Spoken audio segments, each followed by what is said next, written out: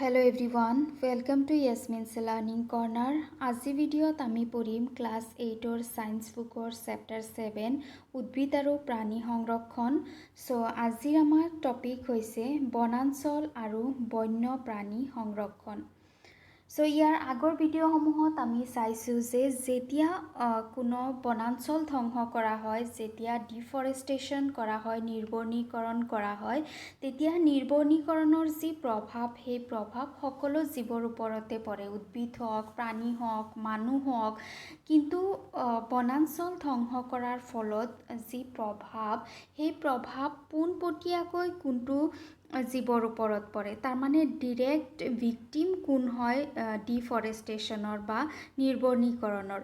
যেতিয়াই কি কৰা হয়, নিৰ্বনীকৰণ কৰা হয়, তেতিয়াই নিৰ্বনীকৰণৰ যি পোনপটীয়া প্ৰভাৱ, সেই প্ৰভাৱ পৰে এটা অৰণ্যৰ ওপৰত, অৰণ্যত থকা গছ গছনিবোৰৰ ওপৰত, তাৰপিছত অৰণ্যত থকা জীৱ জন্তুবোৰৰ ওপৰত, আৰু মানুহৰ ওপৰত যি প্ৰভাৱ পৰে সেইটো প্ৰভাৱ হৈছে ইনডাইৰেক্ট। মানুহৰ ওপৰত প্ৰভাৱটো কেনেদৰে পৰে যে যেতিয়া গছ গছনি নাথাকে তেতিয়া তাৰ ফলত পৰিৱেশৰ ওপৰত প্ৰভাৱ পৰে, যেনেকুৱা কাৰ্বন ডাই অক্সাইডৰ মাত্ৰা বাঢ়ি যায়। কাৰ্বন ডাই অক্সাইডৰ মাত্ৰা যেতিয়া বাঢ়ি যায় তেতিয়া গোলকীয় উষ্ণতা বৃদ্ধি পায়, পৃথিৱীৰ উষ্ণতা বৃদ্ধি পায়। তাৰ ফলত কি হয়, পৃথিৱীৰ মানুহৰ বিভিন্ন ধৰণৰ অসুবিধাৰ সন্মুখীন হয়। বৰষুণৰ যি চাইকেল সেয়া পৰিৱৰ্তন হৈ যায়। তাৰপিছত তোমাৰ শস্য ভালদৰে হ'ব নোৱাৰে। গতিকে এনেকুৱা ধৰণৰ প্ৰভাৱসমূহ মানুহৰ ওপৰত যিটো পৰে সেইটো কি হয়, ইনডিৰেক্ট প্ৰভাৱ পৰে। কিন্তু সেই উদ্ভিদ আৰু প্ৰাণীৰ ওপৰত ইয়াৰ প্ৰভাৱটো কি হয়, পোনপটীয়া হয়। আমি সেই উদ্ভিদ আৰু প্ৰাণী বা গোটেই অৰণ্যটোক সংৰক্ষণ কৰিবৰ কাৰণে কি কৰিব লাগে, কিছুমান ব্যৱস্থা গ্ৰহণ কৰিব লাগে। আমি উদ্ভিদ আৰু প্ৰাণীক সংৰক্ষণ কৰাৰ কাৰণে কেনেকুৱা ধৰণৰ ব্যৱস্থা গ্ৰহণ কৰিব পাৰোঁ। এই যি বন্য প্ৰাণী আৰু বনাঞ্চল আছে, বন্য প্ৰাণী আৰু বনাঞ্চলসমূহক সুৰক্ষা দিয়াৰ কাৰণে আমি কেইটামান পদক্ষেপ হাতত ল'ব পাৰোঁ, এপ্ৰ'চ ল'ব পাৰোঁ। তাৰে ভিতৰত এটা হৈছে স্বস্থান সংৰক্ষণ। স্বস্থান সংৰক্ষণ মানে কি হয়, ইয়াতে জীৱ জন্তু উদ্ভিদৰ প্ৰজাতিসমূহক ইহঁতৰ নিজৰ যি বাসস্থান, অৰণ্য বা বনাঞ্চল, তাতে ইহঁতক কি কৰা হয়, সুৰক্ষা প্ৰদান কৰা হয়। এনে ক্ষেত্ৰত জীৱৰ প্ৰজাতিৰ তাৰমানে সংখ্যা দিনে দিনে বহুত কমি আহিছে আৰু লুপ্তপ্ৰায় হ'ব পৰা অৱস্থাত আছে। তেনেকুৱা ধৰণৰ প্ৰজাতিৰ উদ্ভিদ আৰু প্ৰাণীসমূহক ইহঁতৰ নিজৰ স্থানত, তাৰমানে ইহঁতৰ নিজে থকা যি প্ৰাকৃতিক বাসস্থান, সেই বাসস্থানক ইহঁতক সুৰক্ষা দিয়াৰ ব্যৱস্থা কৰা হয়। তাৰ কাৰণে কি কৰিব লাগে, ইহঁতে থকা গোটেই এৰিয়াটোকে সংৰক্ষিত অঞ্চল বুলি ঘোষণা কৰিব লাগে। আৰু এনেকুৱা ধৰণৰ সংৰক্ষিত অঞ্চলত বিভিন্ন ধৰণৰ নীতি নিয়ম থাকে। এনেকুৱা ধৰণৰ সংৰক্ষিত অঞ্চলত মানুহে চিকাৰ কৰিব নোৱাৰে, মানুহে বনাঞ্চল কাটিব নোৱাৰে, গছ গছনি কাটিব নোৱাৰে। তাৰপিছত কোনেও কোনো জীৱ জন্তু মাৰিব নোৱাৰে, সৰু জীৱেই হওক বা ডাঙৰ জীৱেই হওক, কোনো ধৰণৰ জীৱ জন্তুক কোনেও হাত লগাব নোৱাৰে। আৰু আমাৰ ভাৰতবৰ্ষত এনেকুৱা ধৰণৰ যি ঠাই আছে, যিবোৰক তোমাৰ কি কৰা হৈছে, বন্য প্ৰাণী বা উদ্ভিদসমূহক সংৰক্ষণ কৰাৰ কাৰণে বনোৱা হৈছে। সেইসমূহৰ ভিতৰত আছে তোমাৰ নেশ্যনেল পাৰ্ক আছে, তাৰপিছত চেংচুৱেৰী আছে, জীৱমণ্ডল সংৰক্ষণ অঞ্চল আছে, হয়নে? অভয়াৰণ্য, চেংচুৱেৰী মানে হৈছে অভয়াৰণ্য। তাৰপিছত ৰাষ্ট্ৰীয় উদ্যান, এইবোৰত উদ্ভিদসমূহক ইহঁতৰ নিজৰ ঠাইতে সুৰক্ষা প্ৰদান কৰা হয়।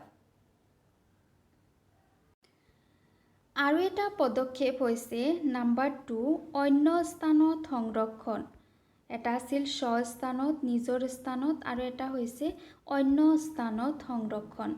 অন্য স্থানত জীৱ জন্তুসমূহক সংৰক্ষণ কৰাৰ ক্ষেত্ৰত কি কৰা হয়, জীৱসমূহক ইহঁতৰ যি প্ৰাকৃতিক পৰিৱেশ থাকে সেই প্ৰাকৃতিক পৰিৱেশৰ পৰা ইহঁতক উলিয়াই লৈ যোৱা হয়, লৈ পেলাই বেলেগ ঠাইত ইহঁতক আৰ্টিফিচিয়েলি ইহঁতক কি কৰা হয়, তোমাৰ ৰক্ষণাবেক্ষণ দিয়া হয়, ইহঁতৰ বংশবৃদ্ধি কৰোৱা হয়। যিবোৰ উদ্ভিদ আৰু প্ৰাণীৰ প্ৰজাতিৰ সংখ্যা কমি আহে তেনেকুৱা ধৰণৰ উদ্ভিদসমূহক লৈ গৈ পেলাই বিশেষ ব্যৱস্থা গ্ৰহণ কৰি সিহঁতক কৃত্ৰিম পদ্ধতিত প্ৰজনন ঘটোৱা হয়, সিহঁতৰ খাদ্যৰ যোগান ধৰা হয়। চ' আৰ্টিফিচিয়েলি ইহঁতক বেলেগ ঠাইত নি পেলাই যি সুৰক্ষা প্ৰদান কৰা হয় তাক অন্য স্থানত সুৰক্ষা প্ৰদান কৰা বুলি কোৱা হয়, যাৰ উদাহৰণ হৈছে যেনেকুৱা চিৰিয়াখানাসমূহ। হয়নে, চিৰিয়াখানাত কি কৰা হয়, জীৱ জন্তুসমূহক ইহঁতৰ প্ৰাকৃতিক স্থানৰ পৰা লৈ আনি পেলাই ইহঁতক কেজত ৰখা হয় আৰু খাদ্য বস্তুৰ যোগান ধৰা হয়, ইহঁতক কৃত্ৰিমভাৱে প্ৰজনন কৰোৱা হয়। তাৰপিছত আছে তোমাৰ উদ্ভিদ উদ্যান, বটানিকেল গাৰ্ডেন যিবোৰ আছে, বটানিকেল গাৰ্ডেনসমূহত তোমালোকে গ'লে চাবা এনেকুৱা বহুত ধৰণৰ উদ্ভিদ আছে যিবোৰ তোমালোকে হয়তো দেখা নাই, তাতে সেই উদ্ভিদসমূহক সুৰক্ষা প্ৰদান কৰা হয়। তাৰপিছত একুৰিয়াম আছে, একুৰিয়ামত বিভিন্ন ধৰণৰ মাছ, জলজ প্ৰাণী যিবোৰ তোমাৰ এণ্ডেঞ্জাৰ্ড অৱস্থাত আছে, লুপ্তপ্ৰায় অৱস্থালৈ গুচি গৈ আছে, তেনেকুৱা ধৰণৰ মাছসমূহক তাত কি কৰা হয়, সুৰক্ষা প্ৰদান কৰি ৰখা হয়। চ' আমি এই দুটা পদক্ষেপ লৈ পেলাই জীৱ জন্তুসমূহক ইয়াৰ নিজৰ স্থানত বা বেলেগ স্থানত নি পেলাই সুৰক্ষা প্ৰদান কৰিব পাৰোঁ আৰু লুপ্তপ্ৰায় হোৱাৰ পৰা সিহঁতক ৰক্ষা কৰিব পৰা যায়।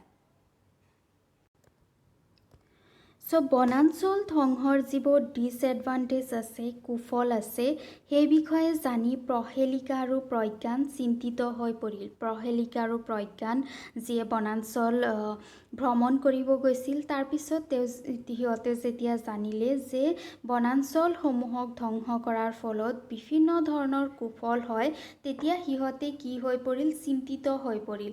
চ' তেওঁলোকে অধ্যাপক আহমেদৰ ওচৰলৈ গ'ল আৰু বনাঞ্চল আৰু বন্যপ্ৰাণীক কেনেদৰে ৰক্ষা কৰিব পাৰি বুলি তেওঁলোকে নিজৰ অধ্যাপকক সুধিলে।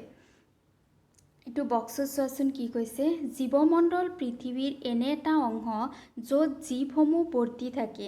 জৈৱিক বৈচিত্ৰতা বা জীৱ বৈচিত্ৰতাই পৃথিৱীত বিভিন্ন প্ৰজাতিৰ জীৱ জীয়াই থকা, সিহঁতৰ মাজত সম্বন্ধ আৰু সিহঁতৰ লগত পৰিৱেশৰ সম্পৰ্কৰ কথা বুজায়। চ' জীৱমণ্ডল বুলি ক'লে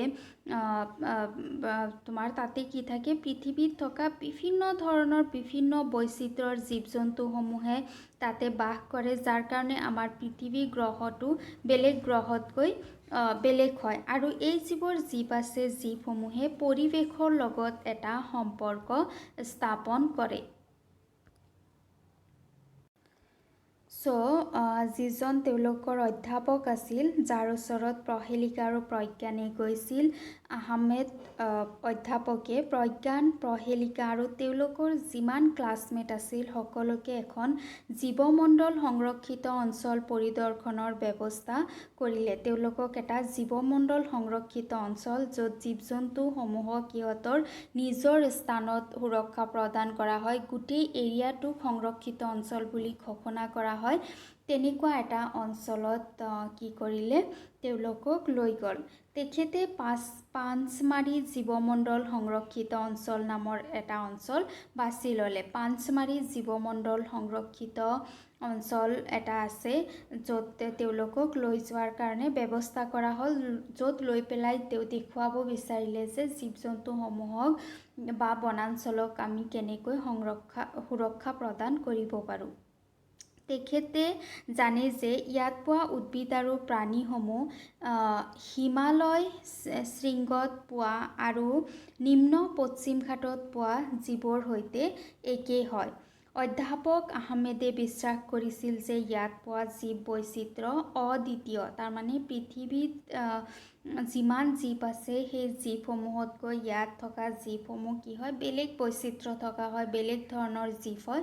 গতিকে অধ্যাপক আহমদে পাঞ্চমাৰী জীৱমণ্ডল সংৰক্ষিত অঞ্চলক তেওঁ নিৰ্বাচন কৰিলে। ল'ৰা ছোৱালীবোৰক জীৱমণ্ডল সংৰক্ষিত অঞ্চল দেখুওৱাৰ বাবে এই বনাঞ্চলৰ কৰ্মচাৰী কৃষ্ণ দাসক তেওঁ অনুৰোধ কৰিলে আৰু তেখেতে বৰ্ণনা কৰি কৈছিল যে এইদৰে জীৱৰ গুৰুত্বৰ বাবে সংৰক্ষণ অঞ্চলসমূহ আমাৰ জাতীয় ঐতিহ্য। চ' তেওঁলোকে দেখুওৱাৰ কাৰণে এজন ব্যক্তিক ক'লে আৰু সেইজন ব্যক্তিয়ে তেওঁলোকক বুজালে যে জীৱ জন্তুসমূহক ইয়াতে কেনেকৈ সংৰক্ষণ কৰা হয় আৰু এই জীৱ জন্তুসমূহ হৈছে কি আমাৰ ঐতিহ্য, আমাৰ জাতীয় ঐতিহ্য। কৃষ্ণ দাসে ল'ৰা ছোৱালীবিলাকক বুজাই দিলে যে আমাৰ ব্যক্তিগত প্ৰচেষ্টা আৰু সমাজৰ প্ৰচেষ্টাৰ উপৰিও চৰকাৰী সংস্থাসমূহে বনাঞ্চল আৰু প্ৰাণীৰ যত্ন লয়। তাৰমানে কি হয় যে যেতিয়া এটা বনাঞ্চল এটা এৰিয়া যেতিয়া প্ৰটেক্ট কৰা হয়, তাত থকা জীৱসমূহক প্ৰটেক্ট কৰা হয়, তেতিয়া তাতে প্ৰতিজন ব্যক্তি যিবোৰ সচেতন সজাগ ব্যক্তি হয় তেওঁলোকে নিজৰ ছাপোৰ্ট আগবঢ়ায়। তাৰপিছত সমাজৰ ব্যক্তিসকলে চৰকাৰী সংস্থাসমূহে বিভিন্ন ধৰণে বন্য প্ৰাণীসমূহক তেওঁলোকে যত্ন ল'বলৈ চেষ্টা কৰে।